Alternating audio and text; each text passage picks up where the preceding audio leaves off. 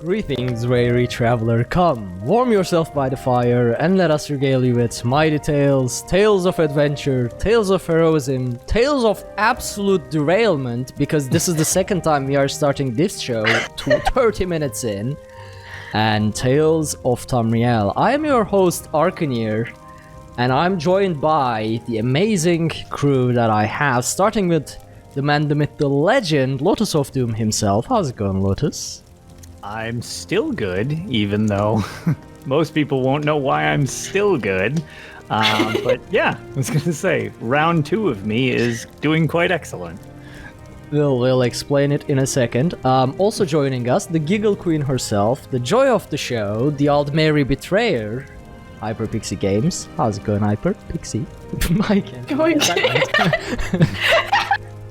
I can't breathe. She couldn't even say hello. Hi. Going good. So, it is going to be a while before we get Pixie back, because she's the Giggle Queen on a normal day, and this is so not a normal day. Now, as I said, this is the second time we started the show during the live show, 25 minutes into the show, because the chat decided to break us, starting with Sulis Gaming, and basically gift subs, resubs, bits, and everything else flew around, and we broke, basically. It was 20 minutes of trying to keep it together but failing. So we decided that we are going to do the intro again and decide whether if we are going to keep the first part in the actual audio version or not, because for audio listeners, I have no clue how that's going to sound. Just us frantically laughing and making absolutely no sense. So here we are starting the show again. And if we keep the first part in, we are just going to leave a timestamp or maybe a disclaimer letting you know that the actual show starts, 25 minutes in. We could do a post thing, like it could be at the end of the episode. You know what I mean? That's also clip it and just put it at the end. It's like, oh, here's a little extra feature. Here's how the show actually started, and then when we tried again. That's definitely a possibility as well. We'll figure it out once we are editing the show. Alright, so that said, we have to give a lot more shoutouts now.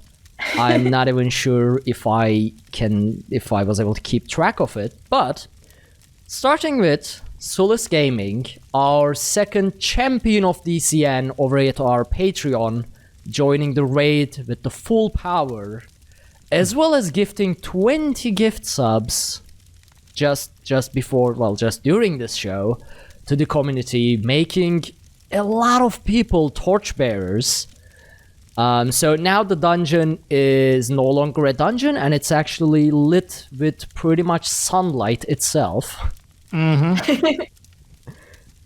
Also joining the ranks of the raid as a knight of DCN, John Dar, again over at Patreon, bringing the banners and bringing his cohort into the fight. John Dar, thank you so much as well. And Doohy, who is our torchbearer over at Patreon and here on Twitch right now. So that's 2 torches, more light, more brightness. Dual wielding torches, because why not? There has been a lot of subs just now, and my Streamlabs actually failed to keep up with them, so I'm scrolling up through the chat. Lego with 5 gift subs as well, although his main purpose seemed like breaking us further, so we couldn't continue with the actual show. To keep us off the rails. It is still really appreciated. A very generous way of distracting us. I think if I haven't missed any, hopefully Streamlabs will be able to update itself, and I'll be able to see them for the next show and give your proper shoutouts. Those were our second round of shoutouts. Because yes, also Redbeard Howard, he subbed, or they subbed themselves, so I figured I would just add them to the list of everybody, because trying to keep up with this on the log is complicated. Quite honestly, though, I mean, before we restarted the show, I was talking about how all of your support is really, really appreciated, and how it can, at this rate, quite soon, allow me to do this on a full-time manner. And when that happens, hopefully, I'll be able to give all of this back to you with a lot of content. But yeah. So I'm not gonna dwell there too much this time, otherwise we'll never actually start the show. So this week we are trying something different. We were trying something different by bringing Tales of Tamriel forward and pushing the news back so we would get into the show a bit more faster and talk about news later if we have any news. So in an attempt to do that, we are gonna roll right into our tales. So Lotus, I actually kind of want to start with you since you played Arena again, and that seems to be everyone's favorite in terms of tales. So tell us how your suffering, pain, overall frustration, general struggle bus was. So last time I was pretty convinced that I would have enough time to play some Arena. And sure enough, I did. I did also say I will not play Arena unless it's on stream with everybody, just because that seems to be, well, one, it's really way more fun for me when I get to just like hang out with everybody and they help me with puzzles or just watch me die hundreds of times. But the last thing I had done was, thanks to the help of many, many different people, TES Benefactor, I've been kind of shouting out as the one who kind of directed me toward getting a lot of this help and idea for. I was stuck based on this glitch in the Halls of Agamenus, which I got all the way through them, got right up to the end, and there is what it seemed like was a ghost blocking the waterway that you have to swim through to get to the room. And the only thing in the room was the Wrathstone tablet, pretty much. It doesn't specifically say it's the Wrathstone tablet, but it's the Wrathstone tablet. It's a tablet that shows me where the Halls of Colossus are. I mean, I don't know. Yeah, that's... it's a Wrathstone. So there are two entrances in the room, or into the room, and both of them are just blocked by this invisible wall. And when I had looked this up, it is apparently a very well documented error. And it is what happens is an enemy sprite will spawn on the above level, but because you're swimming underneath, part of its like sprite goes just low enough under the map that it could theoretically block you from entering the room, and it will follow you because it's trying to attack you. So you'll just get stuck on it and there's no way into the room.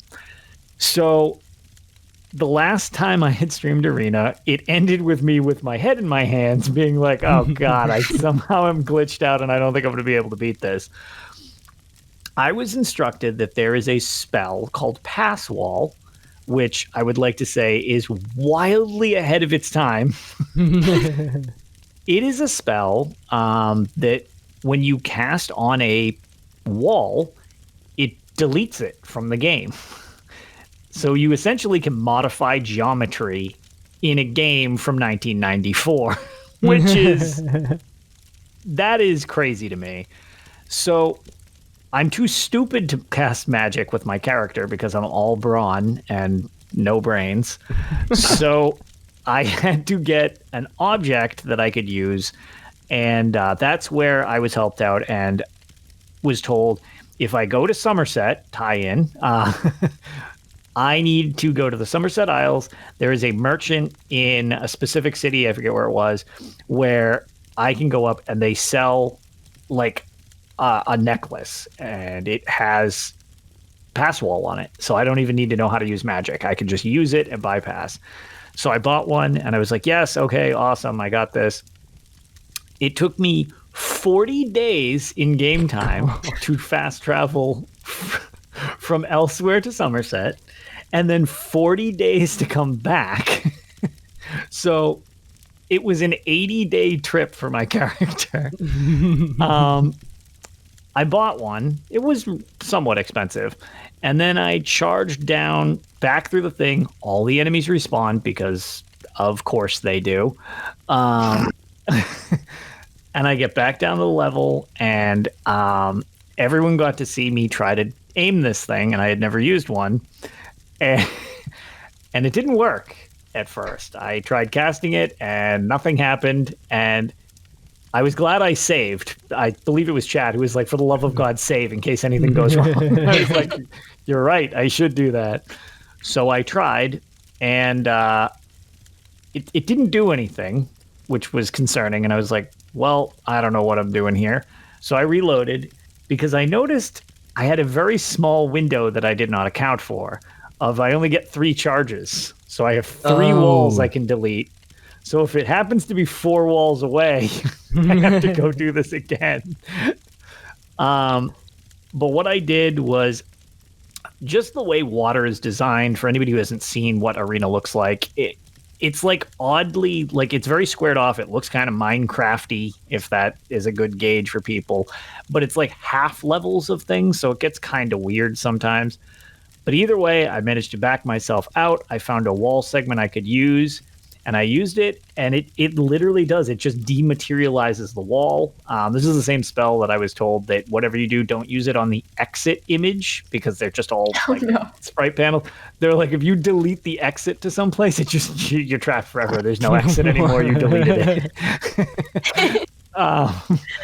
But I managed to do it. I got the doorway around. As soon as I went up there, the ghost was just looking at me like a real douchebag, just hovering. So killed him and went through. I was so excited. I ran around the room, and then I left, realizing that I was so excited I forgot to pick up the actual object I went in there for. I was so excited that I got past the wall. I forgot that there was a reason that I got past the wall. So luckily I caught that before I got too far out, but went back, grabbed the item. What was it? There was a puzzle in there. Luckily chat was on that one. It wasn't all that bad, that one, because apparently every dungeon in this entire game has a magic riddle door. But yeah, I did that, got my way back out, went back to town. Interesting thing of note, that in Elsewhere, seasons are exactly the same as anywhere else, because it was snowing in Elsewhere, which is really weird. Just because it's winter time in my game, because, 80 days to Somerset and back. But yeah, so that's a thing. It snows in Elsewhere. And the other thing of note before, what I did was I set my gear up to be repaired and everything like that, and then I went over to the Halls of Colossus when he just, deciphers it at the Mages Guild. So next stream, I will finally, I think 4 sessions after I said, hey, it's time to find the Halls of Colossus. This will be cool. Well, like 8 or 10 hours later, now I'm finally at the Halls of Colossus. But something that was brought up, as I made jokes about how bad the frame rate is in Elder Scrolls Arena, which seems weird because, the game is old, and I don't have a crazy PC, but it's a 1080, and it's like running but Arena. You are running a game from 1994 on a in 2020, so I would really expect it like, to not run properly. Well, so let me put it this way. I found out that there's a setting that I have, and it's literally just called detail. There's sound, music, and detail. Right. And it's just a slider. And my detail slider was all the way up. And someone in chat, I wish I remembered who it was that made the suggestion, was like, hey, if your frame rate sucks, maybe turn down your detail slider. To which I'm like, why don't know how that could possibly do anything. So I turn my detail slider way down, and I notice some of the buildings off in the distance kind of like disappear. So it's obviously just like it's a fog thing. It's like, okay, it's just your field of view. How far out can you see? The thing was, when I put it down to nothing, the frame rate got so extreme, I couldn't play. It was too fast. If I touched forward, I moved like a mile. I literally couldn't control it. So wait, hold on. So, back in 1994, with Elder Scrolls Arena, the game physics was tied to the frame rate. And then back in 2019, with Fallout 76, about 25 years later, the game physics was still tied to the frame rates. They're real dedicated to it. Nice one, Bethesda.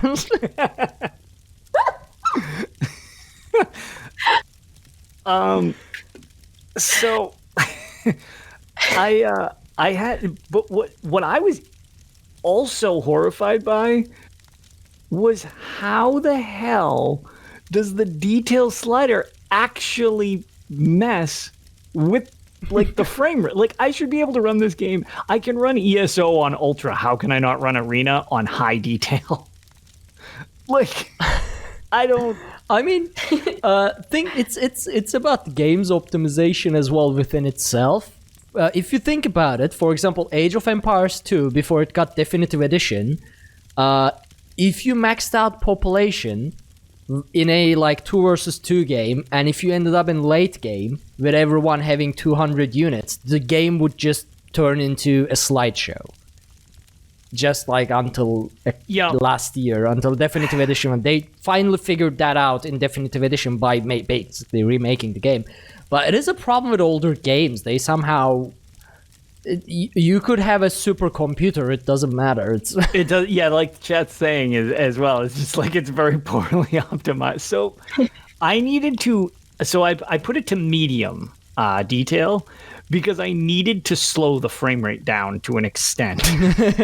Because no detail was just outrageous. I couldn't even, like, I was trying to get to a door to, like, open it. And I'm like, nope, too far. Oh, I'm in a different part of town. Oh, nope, I fell into a river. I'm like, okay, this is impossible. I can't do this. So I put it reasonably high up, which gives you a lot of draw distance. Honestly, I couldn't tell what the difference is other than crappy frame rate between, like, 1/4 of the detail bar and the entire detail bar. The only time was if you basically put it all the way down to nothing. Then it was noticeable because it would just like delete all the buildings. It was like you can see 5 feet in front of you and nothing more, and that was like it. But yeah, so that was very interesting to find out that I can fix the frame rate, but not too much, because then it's impossible. But yeah, so I've finally made it to the Halls of Colossus. I'm hoping to be able to play again this week, because it is a twisted level of entertainment to play that game, let alone on stream with everybody just kind of chatting and directing, like, oh, where do you think I should go? Because most of the time I have absolutely no idea what's going on. The only other thing about Arena, not to toot my own horn here, but as it was sent to me, I in the last month, there have only been 12 more viewers who have seen Arena on Twitch who were not in my stream. Period. #1 Arena streamer on Twitch. Yeah, so that was just really funny. Somebody was like, hey, 56 people at the moment have seen this game, and 42 of them are in here, or 44 of them have been in here. I'm like, well, that's neat. It's like... I have to say, though, best sleep I get is when you're streaming Arena, and I just put it up on my phone and leave my phone to the side and just doze off to the sweet sound of you suffering in Arena. It's just beautiful. It's best sleep. I sleep happily. Nightbotch is reinstalled on my channel despite it being insane and banning mods as well as other bots and everything like that. But I put it back in so that I can get the death counter back up. I thought it was working and it wasn't. So hopefully I'll also have a death counter for next time. But yeah, so that was Arena. I fully intend to go back very soon. The only other thing, honestly, that I've been doing an awful lot of is there was I've been doing the Somerset event a little bit, as in I'm doing one quest so that I get my drops. And I ran Vetkind's Aegis, which has been a running thing where I just, even now that we've gotten it so that we can consistently beat it, that trial, I really like that trial, but just, so it doesn't have the audio glitch now, which is awesome. Or at least I don't think it does. I don't know. I haven't been struck by it. It could still exist. But so it seems like whatever they did fixed it. However, it was replaced with a very strange video change where I posted one of the videos, but there's more that I'm kind of trying to figure out without just doing the entire raid as a video.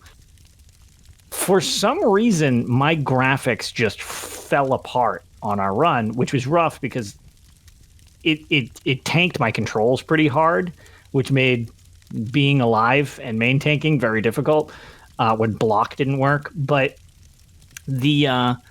for some reason, my game got very, very pixelated, as in they just kept getting bigger.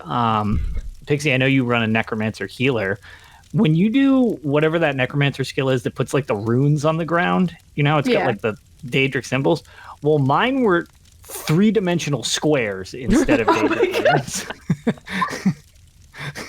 runes. And they were just like rotating. Like, if you ever see like a crappy sci-fi movie, like where they're like, oh, you know, let's just punch that up on the computer, and they just move their hand over like these screens that are like not there, but they're these. That's what was happening every time people were casting spells. Those were just popping up everywhere, and I'm like, well, this can't be good. How and are you breaking this game to this extent? I don't know. It's just this trial too. I don't understand. I love it. Why won't it let me love it? Does anyone else experience this, or is it just your own little special hell? This was entirely new to me. I've never seen anything like this. Other people were having other issues in our group, but everybody was like, one person was like, it just sounds like there's a crunching paper bag in my headphones. I'm like, that sounds awful. Like, at least you didn't have that. It's true. I did not have that, which I was honestly a pretty big fan of. My health bar had weird like bars on it going over it. And the other one, which was the clip I posted, was when we were killing it, and actually I believe Delta's in chat, he ended up being able to take credit for it being his meteor while we were in execute phase to clear it and get a whole bunch. I think we got 5 more people their skins on Thursday, so grats to everybody. We were about to kill the boss, and Delta drops a meteor, and instead of the meteor animation, a giant pixelated rainbow comes down from the sky and hits the boss and it dies. And I was like, I don't even know what's happening anymore. Like, that's the video I saw, and it's like it's so beautiful because it's the last hit as well. It's the last hit that he pegs it with, and it's just like sparkles, and I'm like, what is going on? Like, finishing the trial with style. Yep, Pixie's passed away. Yeah, I don't know. In general, it's been. I really enjoy that trial. I hope whatever is wrong with it gets continued to be managed, but it honestly doesn't ruin the fun of it. It's just at this point, I'm almost excited to see what ridiculous thing happens along the way to us clearing it, because. Oh man, that has been quite an experience with that thing. But yeah, I would say those are really actually probably the only big things of note for me this week is the Kynes Aegis disaster and Somerset being Arena being Arena. Somerset being Somerset as well. Yeah, Somerset being Somerset is also relevant. Somerset is amazing, so it being Somerset is just the best thing ever. I do love the story to that expansion. Thank you. I'm not taking credit for writing it or anything. Just thank you for acknowledging anything. Yeah, no. To be fair, I like the seasonal thing, but at the same time, that really long from base game all the way to the end is. Somerset was a perfect payoff. Like, I love the way that story ended with the Golden Knight or whatever he was called. The all the Daedric stuff. It's just it was a very cool ending. That granted, it was in a region. Although the design of that place is gorgeous, it's just not my style. Which is why I always say Daggerfall Covenant and Ebon Pact should come together and just claim Somerset as a party place. It's gonna be a party island for all of us. Nope. Yes. Not gonna happen. Yeah, it's gonna. The elves are gonna ride in on their griffins, and they're just going to throw you. And they can ride on their griffins to get off the island. I don't care. No, the griffins live there, so they can't move. Well, then griffins can stay. Then the elves can go. But the griffins and the elves are friends in Cloudrest, so that's just not going to happen. You don't leave your friends behind. Argonians can be friends with the griffins. They're good with animals. Oh, the Argonians are welcome. I like Argonians. Well, okay, then Ebonheart Pact has Somerset, because last time Argonians got somewhere, they basically took the entire place for themselves, so it's fine. That can work. I think the Argonians and the High Elves can live peacefully. I think so. I honestly don't see that happen. Probably not. No. I would like that to happen. In a perfect pixie world, that would happen. Because I was going to say, one of the coolest stories, and it's like one of the only times the Argonians have ever just been straight up like, that's enough, is during the Oblivion Crisis, when they just, the Oblivion Gates are messing everybody up, and the Argonians like, nah, we're good with that, and they just bum rush in, and they are like, yeah, we're just gonna die in here and the Oblivion Gate needs to be shut from the inside because all the Daedra are like, okay, these guys are friggin' nuts. Like, what do we do with this? They were like supersized Argonians charged up by the mist, if I remember right. The Antholiel, right? Jacked up. Yeah. They were basically taking over Dagon's Deathlands. I mean, it's like... Exactly. And it's like, same thing with up north. They're like, oh, here's our chance to beat the crap out of the Dark Elves, too. And it's just like, well, rip Morrowind. Like, they're all gone. If we can just convince Iren to convince the rest of the elves in Somerset to be nice to the Argonians and just be a little bit more welcoming than they are to other people, they're fine. And then we have an army of super soldiers on the side of the Dominion. And then we just rule the world. The problem with Argonians is that they really just don't care until like something snaps. Yeah, they're calm, and then just total Hulk mode. Yes, that's the thing. It's just they don't voice their concern until it's too late, and then it's like, oh no, they've gone crazy. And that's why you don't keep your feelings bottled up inside, and you should always talk to somebody when you need to. Talk it out. Any baby Argonian hatches from an egg, and it's like, Behemoth! Just charges into Deathlands with a small axe.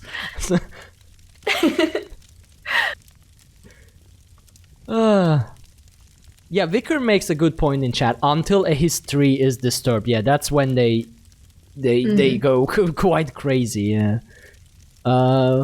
What were we? So unfortunately, one of my favorite side quests is in also Somerset. The Forest of Ebon Stadtmont.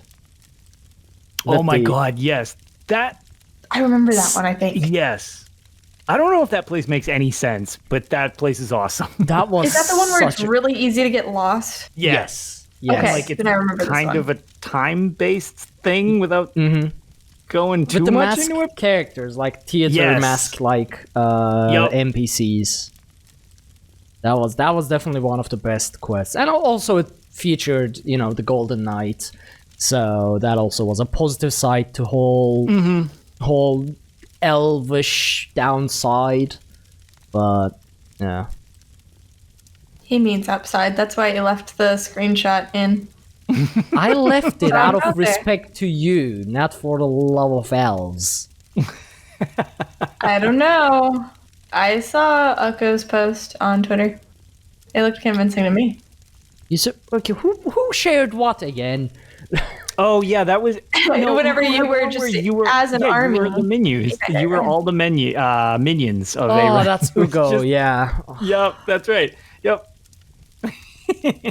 Yeah. Well, anything else, Lotus? No, that's all the important bits I think that are worth mentioning from me. Well, what about you, betrayer pixie? Well, unlike everybody who's like, oh, we've been doing one daily just because we can only stomach that much of the Somerset, I've been having a freaking blast in Somerset. And I've been spamming those dailies as much as possible, as much as my schedule allows me to be in the game, which has been really great because I've been, to be honest, a little bit on the burned out side, but I have really been enjoying those. So when Somerset came out, I was still on PlayStation. And I did all of the Somerset content on PlayStation. Apparently, whenever I moved to PC from PlayStation, just didn't redo it because it was fairly recent in my memory, and I just went straight into Elsewhere as soon as that dropped. So I'm going back, and I realize I don't even have like the Abyssal Geyser daily quest unlocked or anything, so I haven't even like started it. Oh my. So going back through these dailies that I haven't done in forever, and farming these outfit pages and everything, it's like a nice little blast from the past. And I have a house in Alinor, and Alinor is my favorite city in the game, closely followed by Solitude. It's just been really, really nice. It brings back a lot of really good memories that I had whenever I was on PlayStation, because I ran these dailies religiously over there because I love the Sapi Arc style. And so I was always farming that over there, and I was selling extra pieces because back then it was selling for super high over on PlayStation.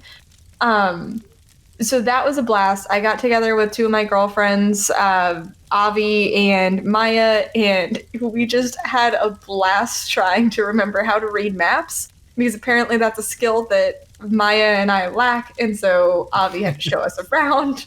Even though I should know that place like the back of my hand, everywhere I turned, I just ended up at the same cliff, and that's just how that night went.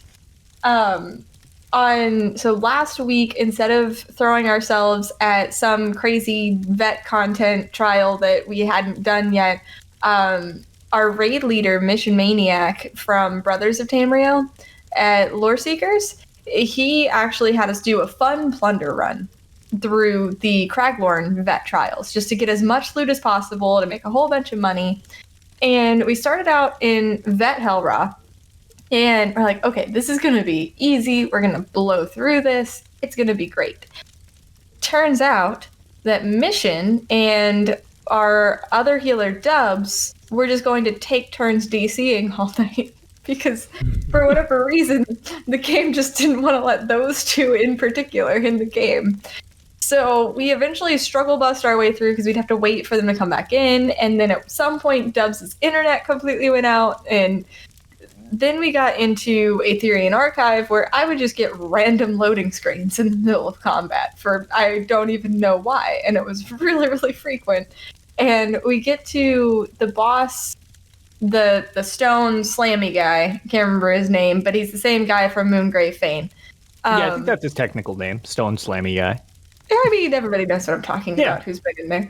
So we get there, and they're like, you know what, let's just cheese this one. Healers, be ready to be on top of your game. So as soon as the fights start, load screen. I'm like, great. Dubs, don't disconnect, please.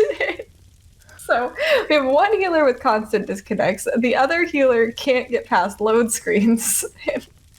But we cleared it. It was great. And at that point, like, we had ran out of time because we had to wait for Cash, who is braving the COVID craziness. He is a first responder. So he was out on a call in the middle. And so we waited up for him. We would have tried the next poll without him, but we had to wait for him to come back to stand on the pad to move us forward. So we were just kind of hanging out.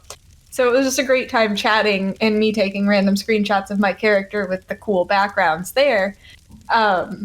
So that was actually a really fun night, despite the little bugs. It was really chill, super fun, awesome time.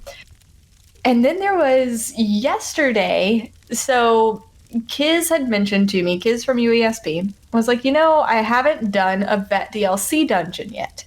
Well, apparently he snuck into White Gold Tower before I could take him in yesterday. But I was like, I need the gear from there. White Gold Tower is easy as far as Vet DLC goes. So let's just go in there. And I brought in Starfallen Games, who's also a streamer, and I call him Kinara, so you're going to hear me just come up with different names for him depending on what just comes out of my mouth. So Kinara, Kiz, and I, and Slaps Only from the Lore Seekers was tanking. Slaps was an interesting person to pull in because I was asking if anybody in chat wanted to tank, and Slaps says, only if you have nobody else, I will come. And I said, great, thanks for volunteering. You're coming now. We're not even going to wait for more volunteers. It's just White Gold Tower. No big deal. So Slaps comes as tank. Get through it really easy. We get to Molag Kina, and we're like, you know what? This was really fast. Let's just do the hard mode. It'll be fine. We die several times and then get the hard mode. Again, this was like, we were training and just trying to coordinate. First time that we all four ran as a group. It was a blast. We got the hard mode clear. And then Lego shows up in chat because we were trying to figure out what we were going to do next and says, I think this would be a great time to see if you can train somebody in Vet Scale Color Peak because you've done it so many times now. And so then I poll the audience. Have any of you guys done Vet Scale Color Peak? None of them had. And I can't remember if one of them had done it on normal, but most of them had not even done it on normal. So we're like, this is going to be super fun. I'm going to train you guys on Vet Scale Color Peak. Here we go. Lego just wanted to watch the world burn so bad. Yep. Which, to be fair, this was about the point where I got time to jump into the stream and got to watch what was happening. I'm like, what the? Like, why are you back here?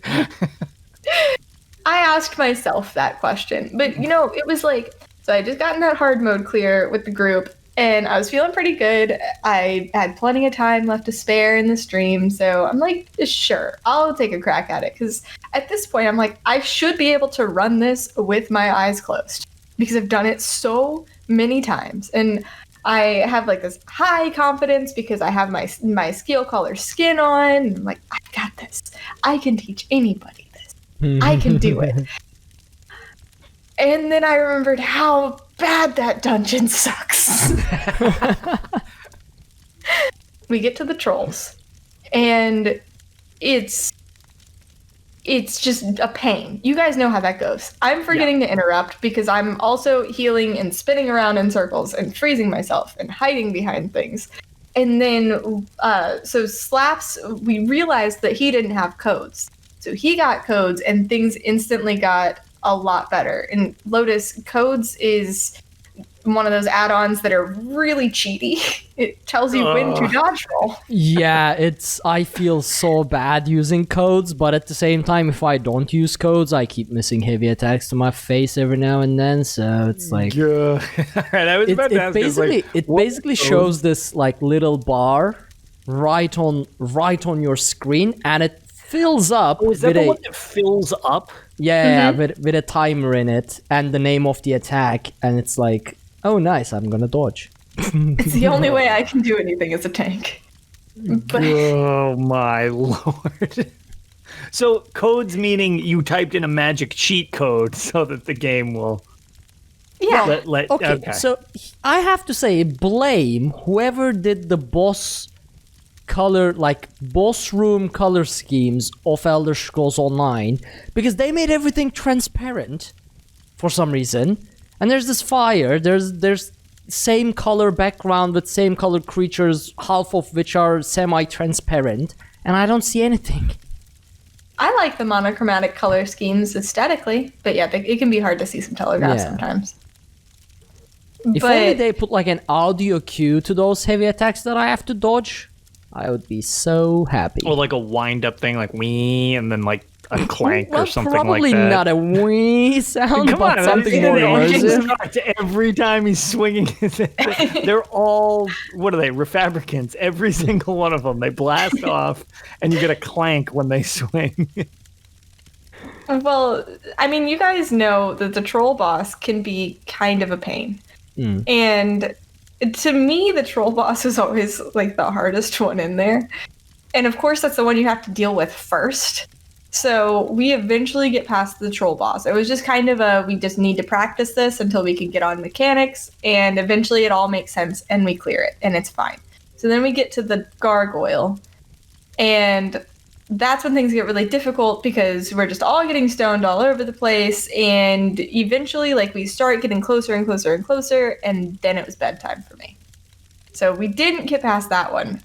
But there was such definite improvement that I feel like we can make progression on that if they ever want to come in there with me again. But poor Kiz was like, I signed up for white gold. Why on earth am I in Scale Color Peak?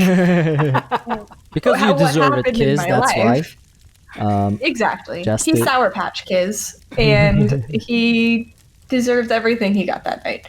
But it was really fun. It was a lot of laughs, a lot of learning, and I'm hoping that I can, because I actually have tanked that on Vet.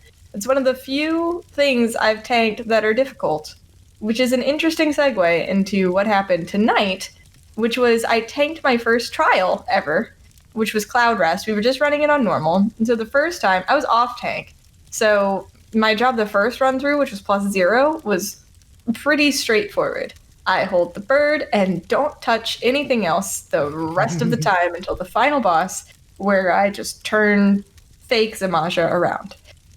So I did find, and I was told that I followed directions badly, because Solus Gaming, who was leading the trial, said, after the bird takes off, shoot light attacks at the flag so you're not touching anything and you're not messing anybody else up. I'm like, I'm not that stupid. I can at least throw down blockade. And then I hit the wrong button and I pulled the boss off the main tank. So that was great.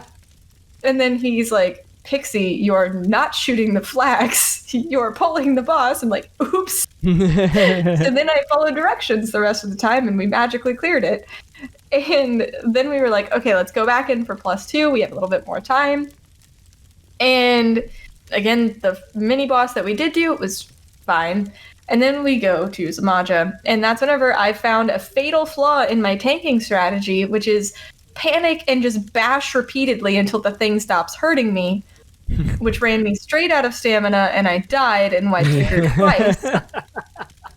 Because I'd go down in portals, and they would be like, okay, you need to bash that, or you'll die. So I just bash, just repeatedly until it stopped. And then I was out of stamina and it stopped because I died.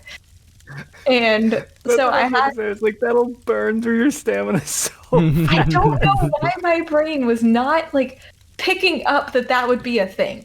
For whatever reason, my brain had told me that I can bash as much as I want and only the successful one will use my stamina, which is not how the game works. Yeah. I don't know why I had that in my head. I don't even know if I was consciously thinking it or if that's just what I did out of panic. I don't even know. And then Solus would be like, what's killing you? I'm like, Mind Blast. He's like, are you blocking? I don't know. I think so. Listen, I just cast heals all day. I don't know what I'm doing. Because the way this whole thing started, I realize now I need to back up and let you guys know how I even ended up as a tank in a trial. So we had signups, and we had 1 tank signed up at first, but 3 healers. And somebody jokingly said, well, Pixie can tank. I was like, I do actually have a tank that is at 50. So I could. I'm just very bad at tanking and also haven't played on this tank in like 6 months. So I don't know what I'm doing. And they were like, well, can you taunt? And I was like, yeah, I press the 1 button and I poke something, or if I'm on the other bar, I range taunt. That's the only thing I remember about that tune. And they're like, great, you're tanking now, because we like to watch you struggle. It's fun. Fair enough. So I switched to my tank, and I was like super nervous the whole time. So back to where we were. Eventually, they sent max down with us, who was the healer. Max is actually our off tank in our Veterans Trial progression group. So he was able to watch me and told me, like, stop bashing the crap out of the boss. He said it way nicer than that, but that was the effect. I was like, wow, I didn't even realize I was doing that. I'm used to just spamming bash whenever I need to, because as a healer, I don't have to worry about my stamina that much. So if somebody says Pixie bash, I just bash until the thing stops and I know it's done. And that's just what I do. Even though 1 is sufficient, for whatever reason, I have to do it 5 more times. Otherwise, I just think it's still going to hurt me. So eventually, I think I wiped the group 2 or 3 times. And then I finally got it on the last try. And it was fine.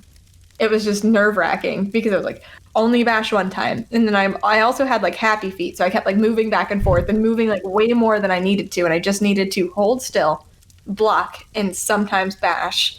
And then everything got a lot easier whenever I just focused on that. And then I ran out of potions, and that was terrifying. Thank God for Earth Gore, because that would have really sucked. But yeah, so I cleared NCR +2 on a tank for the first time on my first night tanking a trial. So I was happy with myself, even though normal isn't super huge accomplishment. I don't tank ever, so I felt good about myself. So that's my Tales. Well, I mean, struggle bus.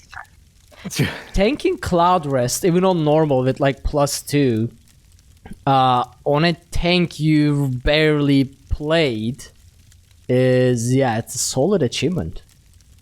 I also had crappy sets. I only had Ebon on 1 bar fully proccing because my gear's just all kinds of messed up. Oh, oof. So all right, there's a what do you call the opposite of a tip? Like I don't know. All right.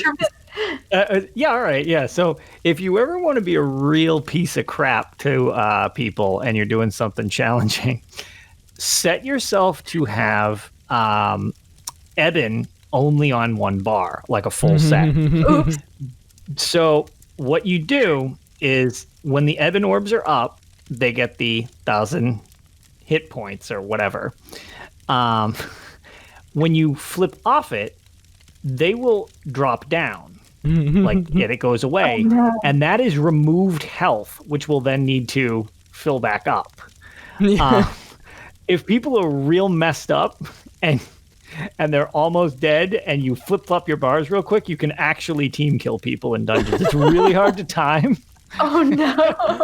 I didn't know this. I'm gonna use this. Yes, because then when you go back, your health is missing. So it's just like, oh god. So it's like, yeah, you can actually pull off a team kill if you can do that. I've only ever seen it done once, but I was very amused.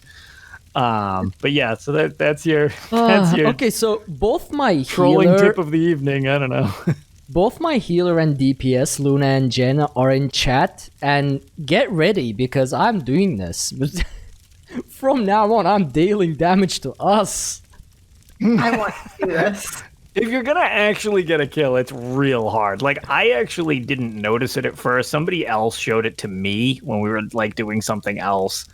And like the odds that your health is low enough for it to matter, but you can mess with people when you're flipping back and forth because their health bar keeps like freaking out. It's fine. So, you can time it. I mean, I can first pull the boss towards them so their health is low, and I'm then sure bar it swap. takes some practice. Yeah, It's something to work toward. So I think I had a full set of Torgs packed on 1 bar and a full set of Ebon on the other bar. And Earth Gore just carried me whenever I went down in the portals. Those portals are hard when you're down there. I mean, it's essentially just you're tanking the boss again. I mean, both Zamaja and Shade of Zamaja are the exact same thing. So it's not like easier to go down there and you've got to like go through the portal and flip Zamaja quick. So yeah, the second I'd go down, I would just be almost dead. So then I'd cast my warden tree. I'm a warden tank, so I just throw trees down by Zamaja and just hide in my tree forest. The happy forest helped. So I'd keep the happy forest up as much as I could and just pray that Earth War would proc. And then I ran out of potions, so that whole tri-potion health thing that I had going went away. And Then I tried to switch to these other potions that also kind of restored health, but I accidentally kept eating food repeatedly. That was not helpful. This is something that I didn't say where Solus could hear me, so he's probably hearing this for the first time. But eventually we beat it, so mission accomplished. It was just a roundabout way to get there. One of the toughest things about Cloud Rest for me is not dodge rolling. It's like trying to stop that muscle memory from happening. It's like, yes, no, I want to roll. I was warned about that just before I got to the final boss. Yeah. By somebody in chat. And like the dungeon, so when I'm tanking griffins all the time. I got used to it. Tanking griffins, you dodge roll constantly because the more you get hit by that heavy attack, the more you bleed, and it at some point can deal like 700,000 damage a tick, and it's like for 3 bosses up until the final boss, like dodge roll, dodge roll, dodge roll, dodge roll, dodge roll, dodge roll, and then you come to the final boss and like don't dodge roll, and you're like, oh, how is this? Yeah, no more dodge rolling, now block.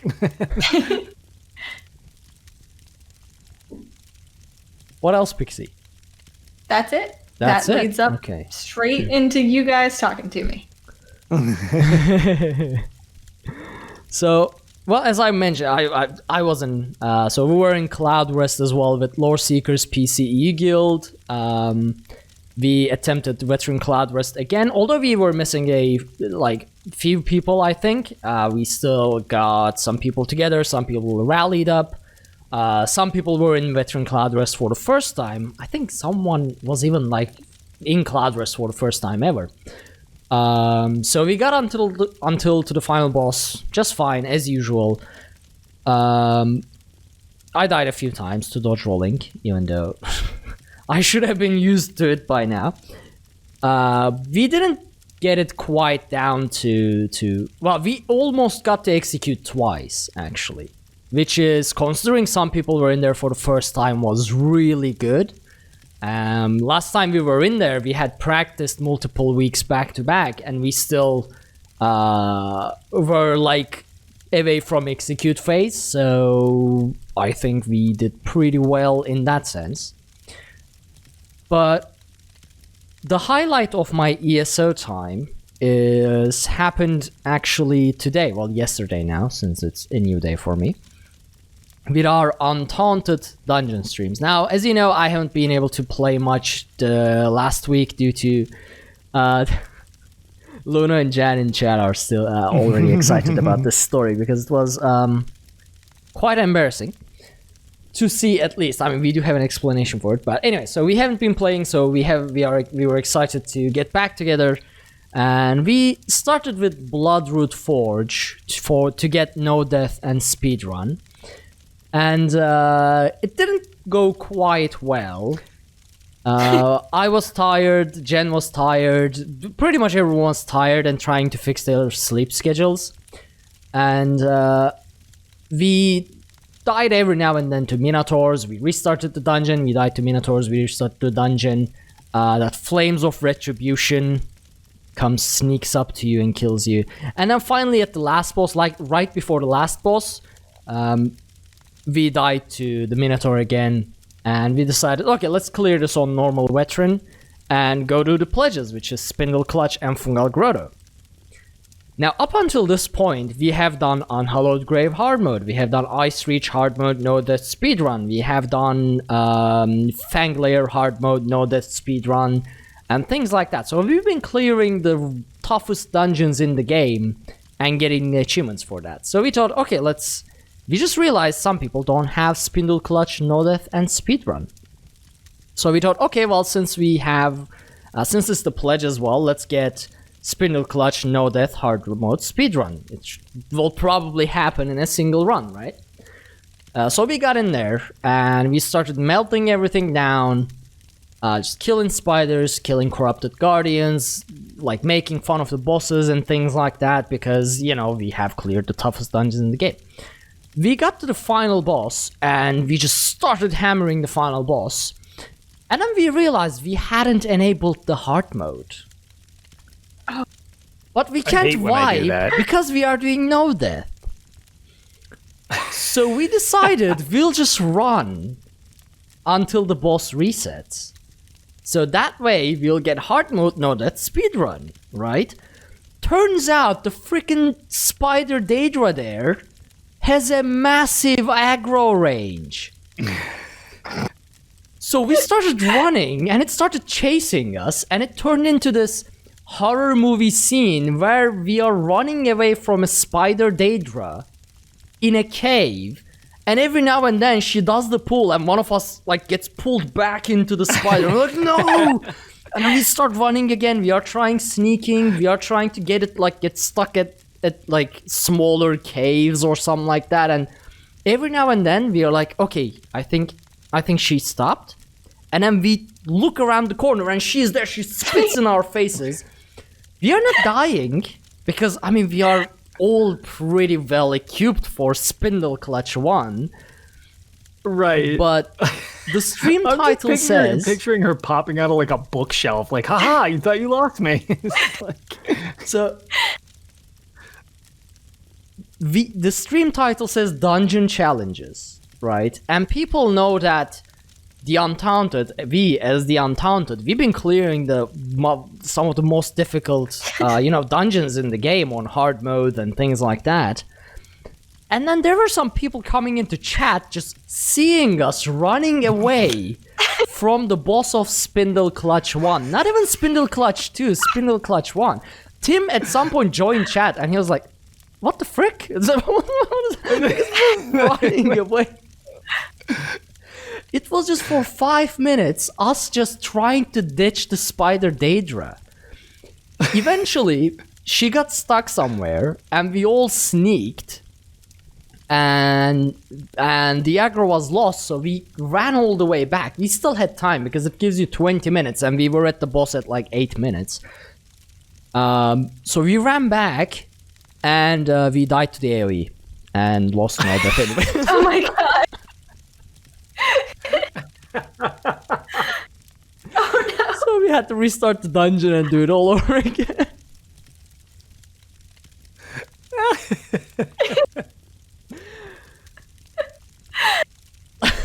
That's hysterical. That also sounds terrifying, by the way. Wow. I mean, to be fair, if you were actually you, Arkhaniir, transported into Spindle Clutch, wouldn't you also run from the spider Daedra? Because I know I would. I would be terrified, and that would be my first response, is to just haul ass back to the beginning. Unless you're not scared of spiders. All I can picture is Finn, like, if he just happened to jump into the stream at that point and just be, I'm so disappointed in our community, and just shut the stream again as you're running down the hall. I'm gonna highlight it and send it to Finn for sure. Please send it to me also, because I wasn't able to make that stream and I want to see this. And Finn has been retweeting our Undaunted dungeon runs, like, Yeah. because I've been tweeting things like going up against Finninator's latest machinations and things like that. So he's been retweeting that, and here we are just running away from Spindle Clutch boss as a what do you call it? I'm curious because it's actually one of the two I don't have. We've been meaning to organize our group to try to polish off our last two. We got a little distracted by maybe trying to consider do the Nature's Wrath, where you do this trifecta for Lair of Marsalok, because we're so close to getting it. We keep doing it in half, so we're like, kind of be nice to polish off that one all at once. But have you done Frostvault as the Untaunted yet? No, we haven't yet. We have done Depths of Malatar, no, that's speedrun hard mode. Not at the same time. That hard mode is a mess. Yeah, it was rough. And it's actually, so for Depths of Malatar, the hard mode we cleared on the run that we said was going to be the last run, and speedrun we cleared with 20 seconds left on a run that we were sure we were not gonna make it. Wow. That's awesome. Yeah, Depths of Malatar has been clutch for us, but yeah. So that's the Purified Devastator title or whatever. That one's a cool one. So it looks like Luna's saying you need Frostbolt and Lair of Marsalok. Yes. And yeah, so the ones I need is I need Frostvault as well, and I need Moongrave Fane. I just tried Moongrave Fane. I had never tried it. And we had like 50 minutes to try to mess around with it, which was probably not an adequate amount of time to do it when none of us had any idea. And we got it close a couple times, but it was just like, oh man, that is an intense hard mode. You weren't kidding. Like I knew it was going to be rough after your explanation of it. And I was like, oh wow, this is rough. Like, that healing debuff is merciless. Yeah. So Moongrave Fane, the main problem I was having in Moongrave Fane was keeping track of the ghosts. The ghosts that spawn and chase... the homunculus things? Yep. Yeah, chase the squishies around. Because just keeping the boss is fine. And then he does the Fusroda thing, and he spawns 3 ghosts. The problem... Well, 2 or 3, I don't know. I think ghosts it's in the big 2. bat. Yeah. So the problem is, the 2 ghosts, they spawn with a delay. So you taunt the boss, you turn to taunt a ghost, and then there's not a ghost yet. And then one spawns, you taunt that, and then you do stuff while the other one spawns, and then you look back, and it's gone. Yeah. It's already spawned, and it's chasing someone. And then I'm, like, looking at the map, trying to see it, but it blends in with everything else in the map. Because the ground is red, the walls are black-red, the thing is black-red, and it's semi-transparent, and there are blobs around, and the boss is red. And the fires are red. Everything is red. So I'm like, I'm trying to see the ghost so I can taunt it. But the problem is, while I'm trying to see the ghost to taunt it, I forget the boss. He either just runs off and nukes someone's in one shot, or nukes me and I get killed in one shot. So it's like... Yeah, he hit his heavy attack, which... The 2-timed heavy attacks, like he's got the normal heavy attack, and then when he does that shout for speed... And he changes it from, like, I don't know if you notice, he goes from, like, side swiping to overhand swiping, but it's faster. But it does the same amount of damage. It's like, well, that's a miserable thing to do. Basically, if for a second you didn't block, you die. Yeah, I was going to say, he hits you through block for, like, 25k. It's like, what kind of heavy? And he has so much health. It's, like, that is a long fight. Yep. It took us 2 nights as the Untaunted to clear it. As we spent, I think, clear like that one? Yeah, 7 hours in there. Until we got the Challenger. Yeah, so that's well, it's so funny too, because when we originally we didn't have that much time. To be fair, we should have just finished our run, but we really wanted to try the hard mode because none of us have it done in the group. And when we went in, we hadn't died, and we were at like 25 minutes. So we could have done both, provided we didn't botch the final fight just on non-hard mode. But we're like, yeah, let's do hard mode, to which we were in there for the entire 50 plus minutes and died a ton. So we're like, yeah, we probably should have just cut our losses and cleared those 2 and then gone back into hard mode. Yeah. And as Jen mentioned in chat, it's the only dungeon I think we spent 2 days on so far. Others we cleared in one night. The rest, the Moongrave Fane was difficult, and I don't know how Frostvault is gonna go, because I tried Frostvault hard mode with Drunkenborn's Ophelia and our team back then.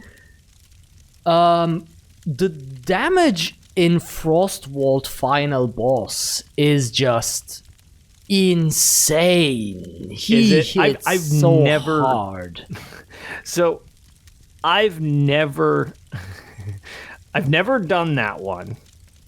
And I've never even activated it. I have no idea what it is, because most of the time, by the time I'm there, I'm like, can we please be done with this dungeon now? Because either the avalanche boss fight freaks out, or we've been at the laser grids for half an hour plus, and I'm like, for the love of God, please, like, just hold it together. Like, so So I'll be very curious. That's the one we're gonna do for last. Once we clear Moongrave, it's just that one. So it's like I'll be curious to see what that is. yeah, you really gotta have a very solid sustain, because you know how he's like spits fire on you that you have to tank, and then like the spinning thing, and then the fire thing, and then the like beam from the chest. You know how they hit in veteran? You can just block through them. In a hard mode, they just melt. I mean, I'll probably use my new tactic for it, which is just dropping 40k damage shields constantly and not blocking.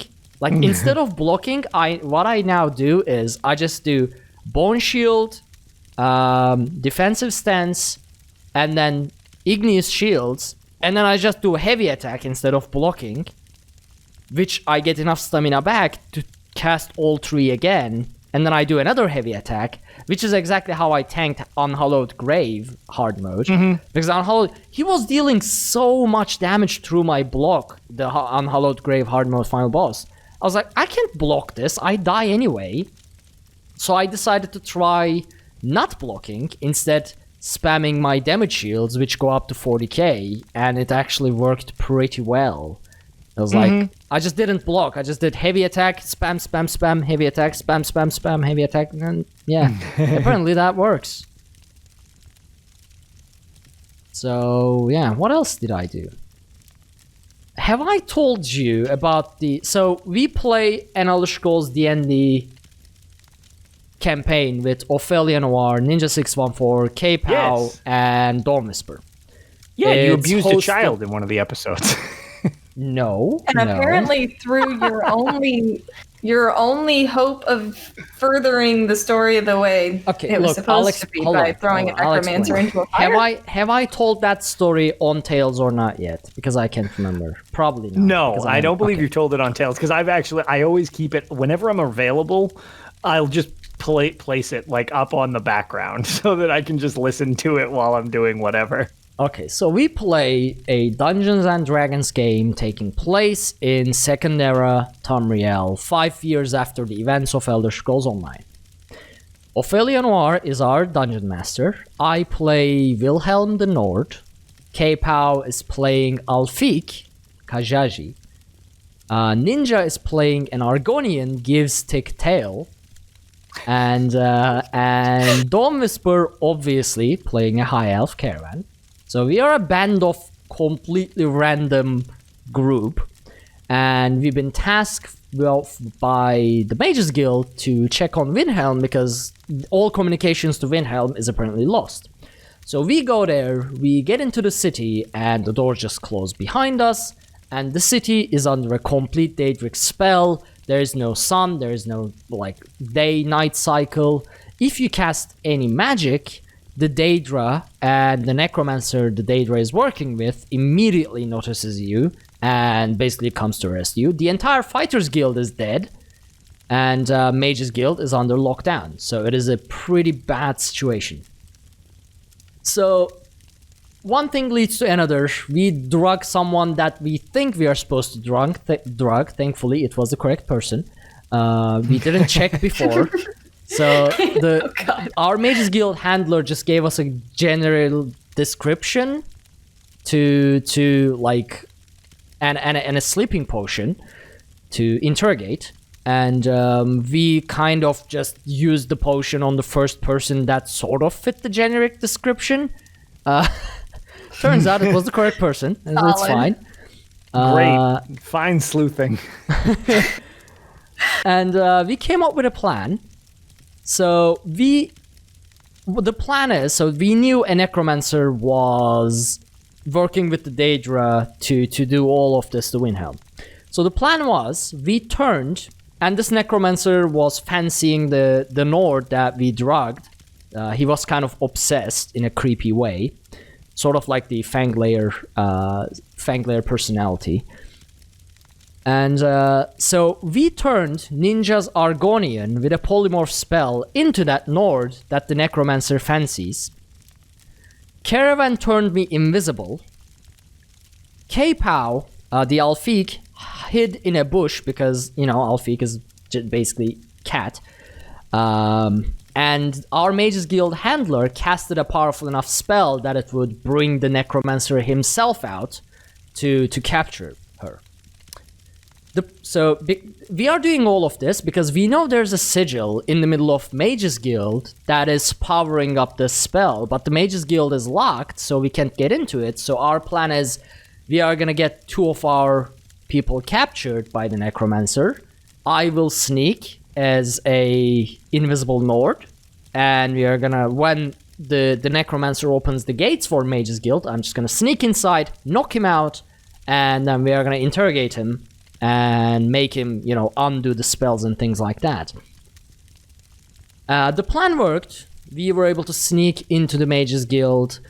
I elbowed, basically, the dude in the neck, and he passed out, which was nice. So we gagged his mouth, tied him up, basically made sure he was not gonna cast any spells or anything like that, and left him there, passed out.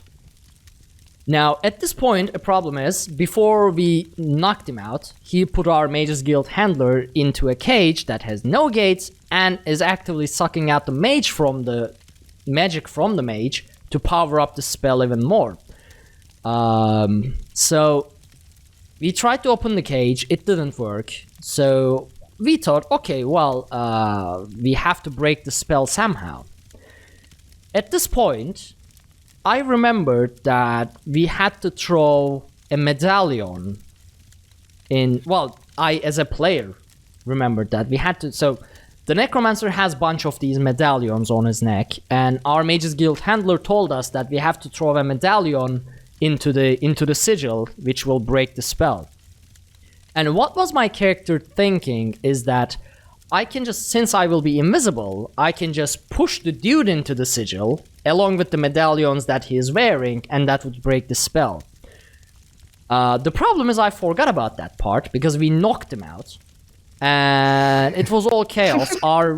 We couldn't figure out how to break the spell, and we had already ripped the medallions off of the mage to try and open the cage by waving the medallions around. So I was like, okay, you know what? I remember what we were supposed to do. We were supposed to throw the mage into the sigil, because that was part of the plan. I just forgot that the reason that we were supposed to throw the mage into the sigil was throwing the medallions in. I just forgot about that part. I grabbed the mage, who was unconscious, and just threw him into the sigil. And he just went up in flames of Cold Harbor. He obviously woke up because he was burning alive. He started screaming, and then a few seconds later, he just crumbled into ash, and the spell didn't break. Oh no! So... Crushed it. So now Yay! I have a theme song, which is Necromancer Mage, throw it to the moon. And That's what that gif was from. yes. So memes obviously happened of me yeeting people into sigils.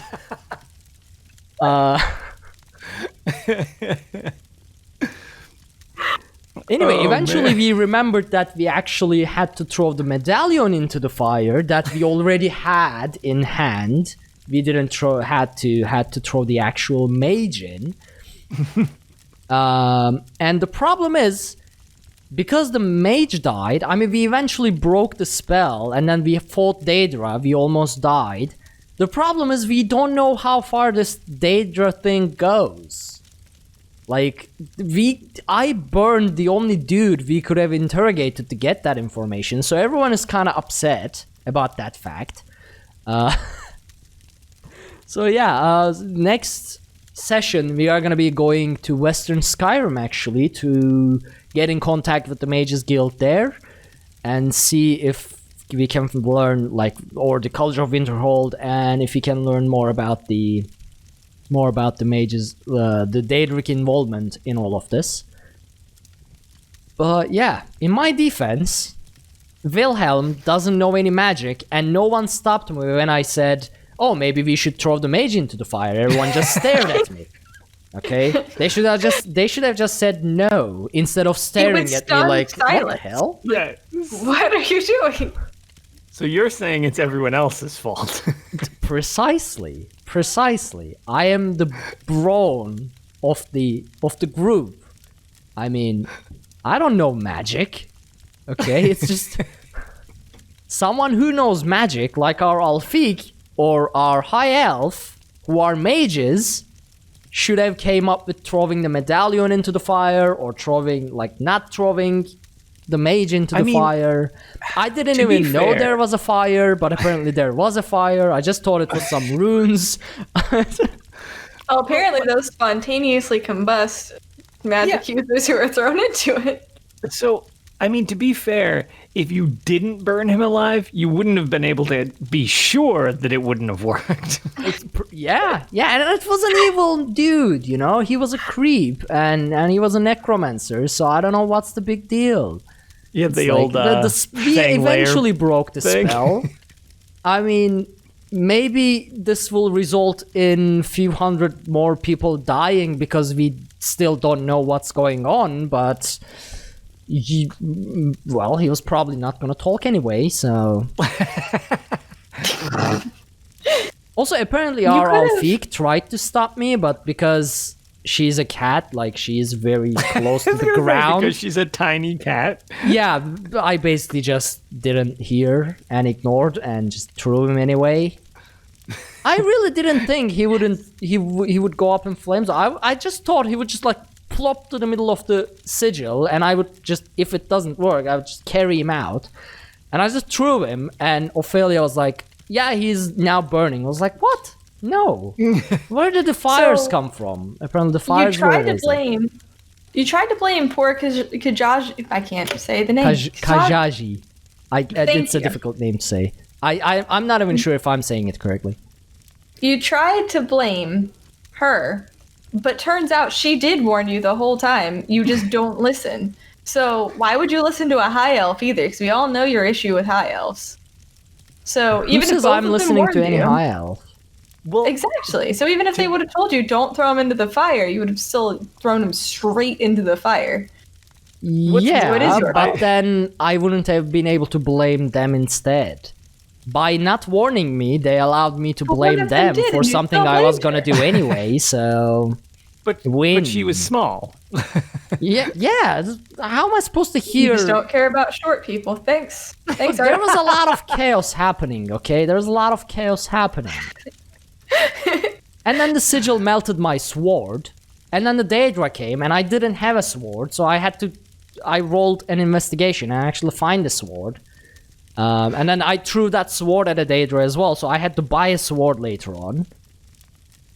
You lost your sword just to find it, just to immediately lose it again. No. I melted my own sword, trying to, like, scratch the sigil away, which, well, obviously burned my sword as well. So... that it was going to spontaneously combust the mage that you said you didn't know the fire was there for. So your class is the yeet class, I assume, since it seems like all actions are just hurling things in different directions. Look, I mean,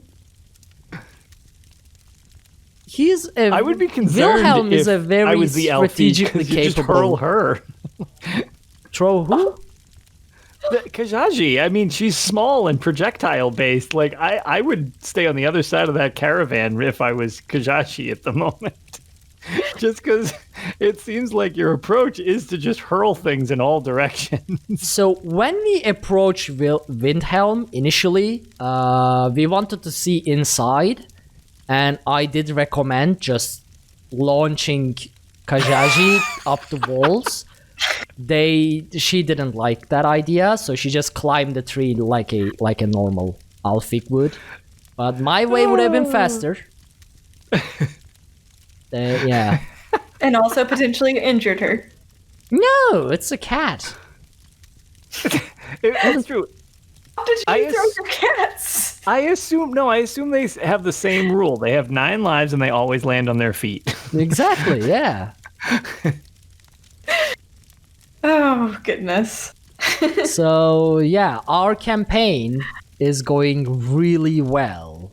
as you can imagine. Yeah, it sounds like it's going real smoothly. Yeah. Ophelia made me ride a guar. She basically made it so that, because she's the dungeon master, she made it so that there are absolutely no horses in Davon's Watch. Mm-hmm. One of the biggest cities in Ebon Pact. As it should be. And they have absolutely no horses somehow. And then we came to Rift. We came to the Rift Inn, and they didn't have a horse. They were like, yeah, no. So she basically forced her DM powers to make me ride a guar. Mm-hmm, I love this. That seems legit. I don't. But on the good side, on the plus side, Caravan, Dawn Whisper's high elf, is slowly turning into a Nord. She's been drinking a lot of mead. She's wearing Nordic clothes now. She's ever slowly turning into a Nord, which is what's gonna happen to you, Pixie, eventually. We are gonna wear you down and eventually get you to become a full Nord. Mm-hmm. No. You got the Nordic drinking horn. If they were more magical and less distrusting of magic, then you'd have me. But that's their whole issue. That's the only reason. We have the College of Winterhold. It is true. One of the And best all the Nords magical hate it, institutes. except for the one who's in there. No, one of... Besides that point, we have the College of Winter. No. Look, Shalador, Shalador, a Nord, That's true. Who is one of the most powerful scholar/mages ever stepped foot on Tamriel. The College of Winterhold, which is something Shalador founded, one of the best magic institutes of Tamriel. And you are saying Nords are just not magic capable. I'm not saying there are not Nords who are not capable of magic. I'm saying that as a general rule, Nords are distrustful of magic, and that's why old Mjolnir lives out by herself, because she's a Nord who's good at magic in the old ways, which I'm super interested in her. I love her to pieces. But they make her live out in a little shack because they're terrified of her. Look, I don't want to be one of those people. Nords don't distrust magic that much. It's rather most of them don't understand it, and they see it as not as glorious, because to go to Sovngarde, you have to go out in a blaze of glory, okay? And the way general Nord person sees it, if you are just casting fireballs from afar and someone decides to snipe you from 100 meters with an arrow and you die, that doesn't really count as going out in combat, so you may not go into Sovngarde. How is it not? Ask you died them. in combat. I don't know. Well, then they just make up silly rules for no reason. They're just as bad as the High Elves, just a different side of the spectrum. No. That just as bad as High Elves. Listen, I can admit to High Elves' flaws. We've had this conversation before that Nords are just as racist as High Elves. That was another thing that I said before.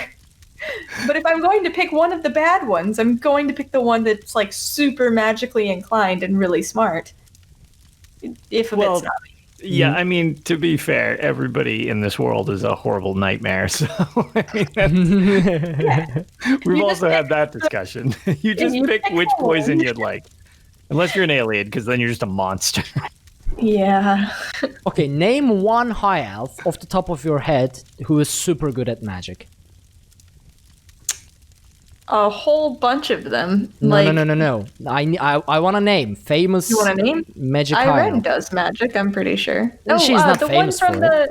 The one from the Mages Guild who gets her mind I was hoping you wouldn't remember it. Vanus Galarian. No, you're going to do Varys too, but I was going to say, I was thinking of Iakis. Oh, I wasn't even thinking of Vanus. I was thinking of the lady in the Mages Guild. No, she's not famous. Gets her mind scrambled. I am talking about legend level magic. Yeah, you're talking about Vanus. You gave it away for me.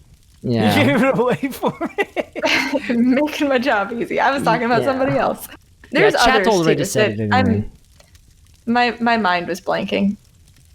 There's Okay, another we one. do not bring Sijic Order into this. They are just not Oh normal. yeah, like everyone in the Sijic Order is a high elf. Pretty much. No, we don't. There's no There reason. you go. I mean, the entire Sijic Order. I honestly Thank have you, no Jason, for argument. facts or I- logic. I honestly have no argument against high elves, being super magically inclined, but I still wanted to throw it on you like that because I knew you would blank for a bit and then I could use it.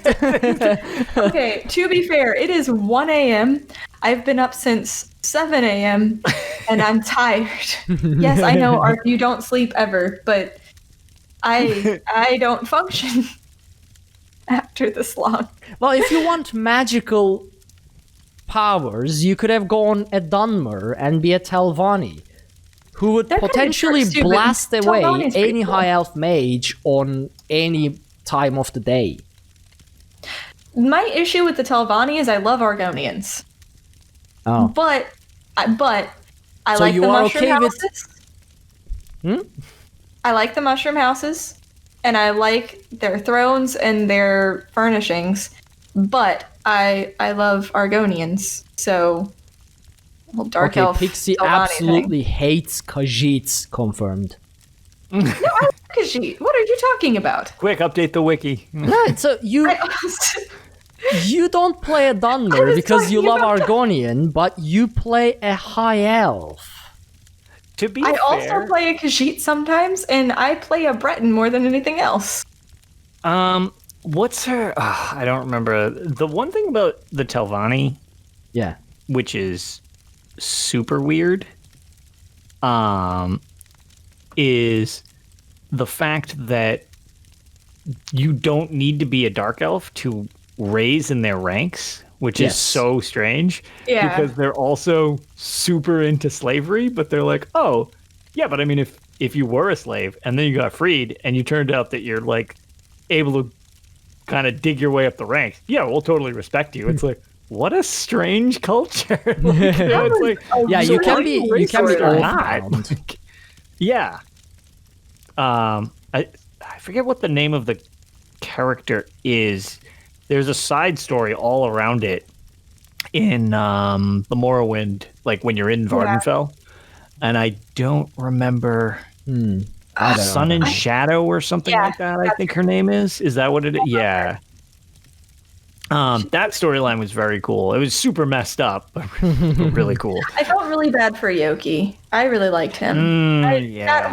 That whole thing was just a really good quest line because it hurt my heart a little bit, and you got to see an Argonian rise through the ranks and become a Telvanni Magister, and it was just really awesome. And you get a really cool personality that I use on like all of my tunes now. So Yeah, but I mean, considering high elves were really bad to Khajiit, that means you don't like Khajiit. I do like because- Khajiit. And they joined the Dominion, and they seem happy now. And Argonians joined the Ebonheart Pact, and they seem happy. Because they canceled the slavery thing, kind of. So yeah, of course they're happy. I mean, it wouldn't be this show without some type of Tamriel like race war. Yeah. But I was going to say, in that regard, I mean, I'm curious how interested the Khajiit would be to join the Eldmere Dominion if they weren't tricked into thinking. I mean, granted, they were helped medically during the Nahat flu outbreak that was like nuking their entire civilization. But constantly tricking them into thinking that they control the moons and that's the reason they come back and stuff. Probably it's kind of not fun. super nice and might be preying on some weird, cultural problems that the Khajiit have. Okay, so Northern Elsewhere, Chimera, she joined willingly. That had nothing to do with the moons. Chimera was convinced to join the Dominion because she recognized that she needed the help. And also, Southern Elsewhere, I believe, joined with Northern Elsewhere, which joined Yes. the Dominion. So Yeah. it wasn't just the moon thing. Like, there were other parts of Elsewhere that hadn't yet joined, who joined willingly. So they weren't taking advantage of all Khajiit. It was just this tiny, gullible bunch. And like you said yourself, the High Elves are also very helpful, curing the people. That was nice. So they aren't all manipulative jerks. And also, if you can convince an entire country that they can take the moons away or bring the moons back, you should probably just get their protection anyway, because, honey, you're going to need some help. If it's just that easy. Yeah. So we were protecting them from themselves and also from others, because they would, if we can trick them, so can somebody else. And we're their neighbors, so it made sense. I see. Well, that's a whole pile of justification real quick. But I didn't even have to think about it that hard, so it must be right.